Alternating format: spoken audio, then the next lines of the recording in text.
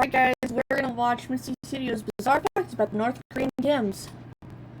Let me just grab my yarn here.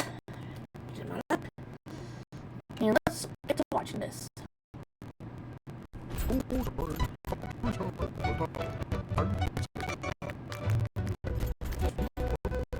Wait a sec. Make sure that, yeah, that is still, yeah, that's good.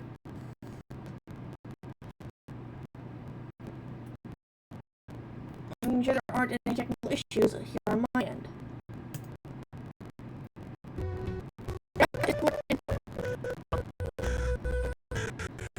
North Korea being one of the most isolated countries in the world, its leader Kim Jong-un travelled abroad before coming to power. As a young boy, although nobody knows his exact age at any given time, he enrolled at the top private school in Bern, Switzerland, using a fake name. Despite a considerable amount of money spent on his education, he was most passionate about basketball and Yoda excluded. Oh man. The tradition that did stick with him was eating a lot of cheese, which he still does to this day. This kind of makes sense when you consider his whole body physique clearly resembles an Emmentaler Gruyere fondue. Despite being fresh in ninth grade, his father moved him back to North Korea in preparation for the transfer of power. While doing so, Kim underwent plastic surgery to look less like a Swiss cheese fondue and more like his father.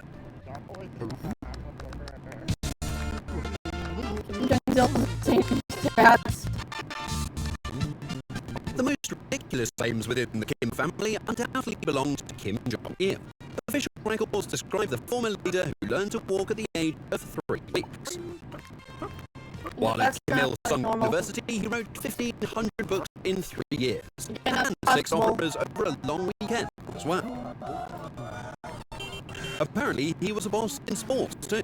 When he picked up a golf club for the very first time, he shot 38 under, including 11 holes in one. Fortunately, North Korea's nuclear intercontinental missiles don't yield the same level of accuracy. If did, we would all be toast. Oh, I forgot to mention that prior to all of this, with him being born divine, he did so under a double rainbow and a glimmering star on the famous North Korean hipster mountain. Other sources claim he was born in a Siberian village where famine was going bonkers. Maybe it's just me, but that last version sounds more credible somehow.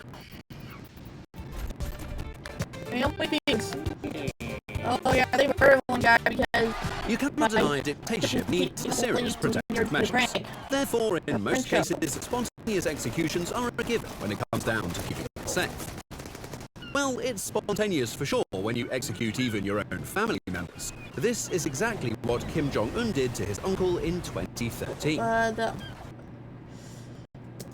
Being called a traitor, a scumbag, and much worse things that will guarantee a death sentence in North Korea, Jang Song-taek was subsequently executed by firing squad. Yeah, the video's just lagging me right now. Not do any better, although he could easily become his literal half-brother. Oh! Instead, he was modestly poisoned by 2 women at Kuala Lumpur International. Yeah, I feel bad for the ladies. The women were instructed that it would be a prank, which brings us to a very important lesson.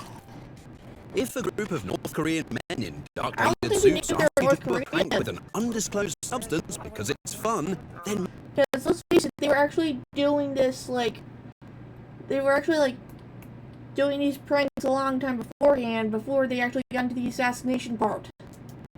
Maybe don't do it. I think they have to be like regular Koreans. South Koreans. It probably doesn't come as a surprise that the Kim family has an insane amount of wealth. We can assume this financial growth is accomplished through fair international trade, as we can equally assume to accomplish sarcasm in our videos. While international sanctions are yet another plague to the North Koreans, no pun intended, Office 39 battles this threat as an autonomous financial network designed to bypass these sanctions and keep the elites in power.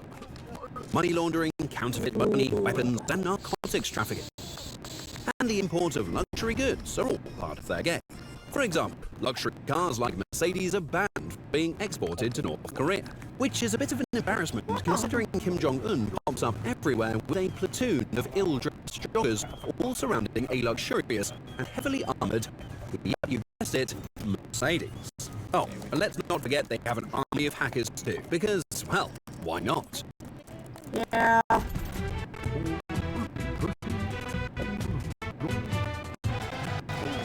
Kim Il-sung is the founder of North Korea. After his death, he was called the Eternal Leader, which doesn't make a lot of sense because leaders lead and leading is kind of hard to do being dead and all. Yeah, they get a brain Before being a dead leading leader, Kim grew up with his present family while the Japanese were fucking around in Manchuria and everywhere else. Yeah. He became a member of a guerrilla movement to fight back the Japanese, which worked out fine because the Japanese lost. Yeah. When he solidified his absolute power in the government after the war, Kim started the Korean War in 1950, but not before calling himself the Great Leader, without winning the Korean War, which is a bit lame. Instead of winning wars, he made sure to eliminate political rivals and kept busy hanging cool paintings of himself everywhere.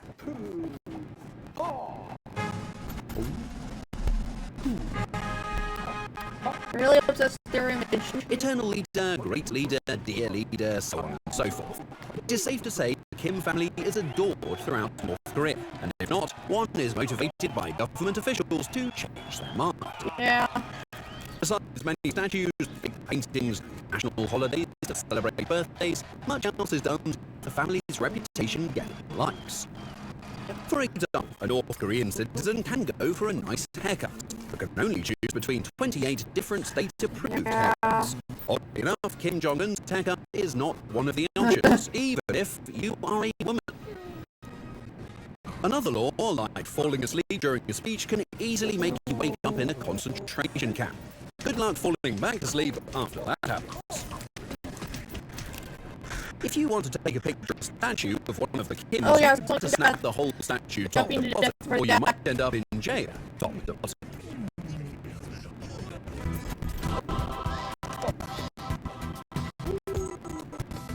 Back in the day, most people, probably through the brutal and totalitarian rule of the Kims in North Korea, cannot last as long as it did. There are a few reasons for this. First, the Kims are portraying themselves as gods since the get-go, and with great success. Despite many North Koreans living in very shitty conditions, most of them absolutely adore their leaders. If they only did a Google search of this video, that might change things a bit. That brings us to another reason for their hyped-up status, and that is the lack of information available to citizens. They're controlling the internet. The TV only has 4 state-controlled channels, and only a handful of people have access to the internet. And that internet, that's called Kwangmyong, only has a dozen state-controlled websites. And no, Pornhub and Mitzi Studio is not among them. What also helps the Kims is that the population is used to a totalitarian rule more than, for example, Pornhub. People just don't know any better.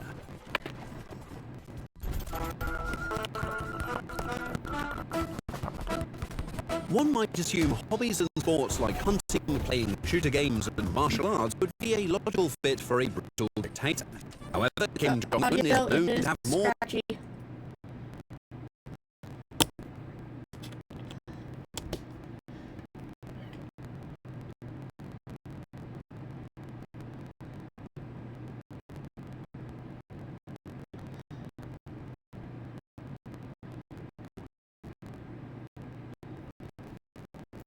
interest in basketball. Go figure.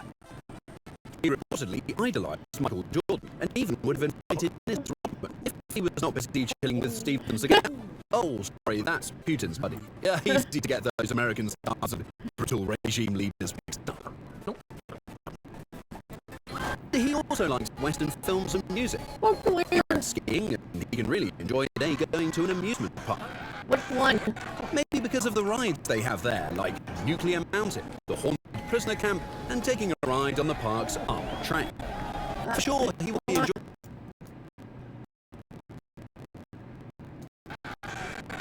Maybe because of the rides they have there, like Nuclear Mountain, the Haunted Prisoner Camp, and taking a ride on the park's armored train. For sure, he will be enjoying some cotton candy as well. Yeah, That cheeky, chubby dictator. I might get some cotton candy when I go to Pride this weekend. At the recording, it would have already gone to Pride. By the time this is up, see you guys in the next one. Later.